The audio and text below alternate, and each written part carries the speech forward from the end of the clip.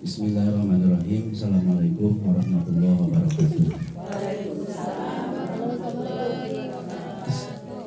Alhamdulillah. Alhamdulillahilladzi amarona bitawakkuli 'ala Allah. Asyhadu an la ilaha illallah wahdahu la syarikalah wa asyhadu anna Muhammadan abduhu wa rasuluh. Allahumma shalli wa sallim ala sayyidina wa maulana Muhammad ibn Abdillah wa ala alihi wa sahbihi wa mawala amma ba'da. Qala ta'ala fi kitabihil karim wa huwa asdaqul qailin. A'udzu billahi minasyaitonir rajim. Bismillahirrahmanirrahim. Qul la yusibana illa ma kataballahu lana huwa maulana wa 'alallahi falyatawakkalul mu'minun. Wa qala Nabiyyu sallallahu alaihi wasallam law annakum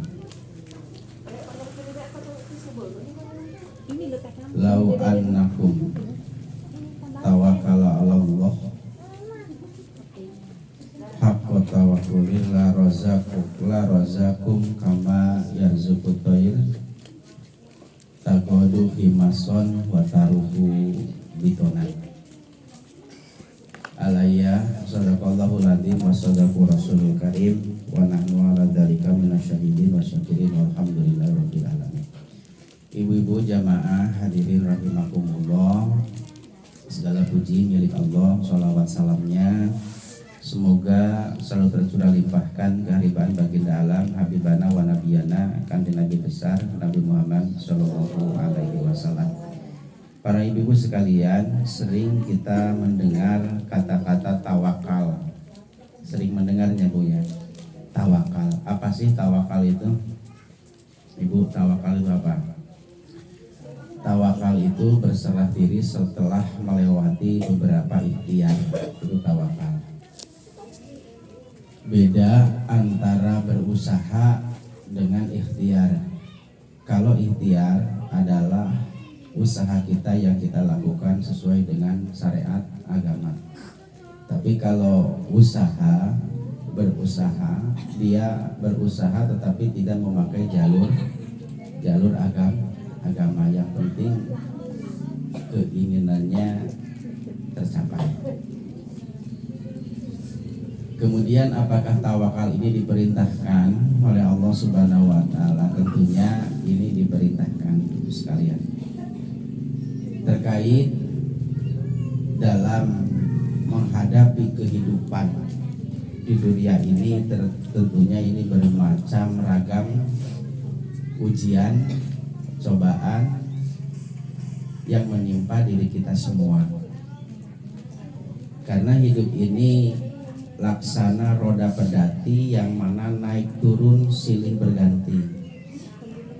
Kadang posisi roda itu ada di atas, kadang posisi roda itu ada di bawah. Nah, sikap seorang mukmin tentunya kedua-duanya adalah baik. Jadi ketika berada di atas berarti sedang mendapatkan kenikmatan dari Allah Subhanahu wa ta'ala. Seorang petani nanam tanamannya bagus, panennya sesuai dengan yang diharapkan, melimpah banyak ya, banyak. Seorang pedagang di pasar, dagangannya laris manis Tanjung Kipul. Barang habis duit kumpul. Tukang buburuh walah jobnya penuh, tiap hari berangkat terus. Kemudian yang memburuhkan diberi bayarannya lebih. Alhamdulillah. Biasanya 40.000, ini 40.000 Bu bayarannya, tapi saya tambah 30.000. Ini mah bukan bayaran biasanya, ini mah sedekah misalnya. Alhamdulillah. Nah sekarang mah ya susah. Kata orang Sunda mah nincak semplak, enetek semplek, nincak semplak. Jauh kasintung kalapak liuk ragap daya. Nah, penting panjenengan. Yes, orang ngerti. Wong Sunda mawon tidak ngomong halus itu mboten ngerti. Madam. Tuang, aleut, bobo, ulah hitut, bobos. Ulah hitut, bobos. Tapi lamun ageng mah sanes bobos. Bibis, kata alif. Cit, kita bibis. Ageng bobos. Nah itu ibu-ibu sekalian. Nah di dalam Al-Quran ada ayat syariat, ada ayat hakikat. Jadi harus tahu. Kalau ayat syariat, ayat ini yang menerangkan untuk ikhtiar. Allah berfirman, Bismillahirrahmanirrahim, la yusibana ma Allah tidak akan merubah nasib seseorang kecuali orang itu yang merubahnya. La inallaha la yughayyiru biqaumin hatta yughayyiru bi anfusihim. Jadi Allah itu tidak akan merubah seseorang kecuali orang itu sendiri yang mau merubahnya. Ini ayat syariat. Lek pengen punya duit, maka kita ikhtiar lewat usaha. Ya Bu ya, orang ketang dagang gorengan atau nanam pohon singkong, kemudian dijual kanggo lalapan misalnya, ya kan? Apapun usahanya. Jadi tidak boleh kita ini hanya diam saja tanpa berusaha. Gitu. Kalau pengen bisa ngaji, maka ya belajar ngaji. Gitu. Meskipun diawali dari belajar huruf hijaiyah terlebih dahulu. Pengen bisa bagaimana sholat yang benar, ya kita berusaha. Itu ayat syariat. Pengen pinter ya belajar dan seterusnya. Akan tetapi ibu-ibu sekalian, dari hasil ikhtiar yang kita lakukan terkadang tidak sesuai dengan harapan.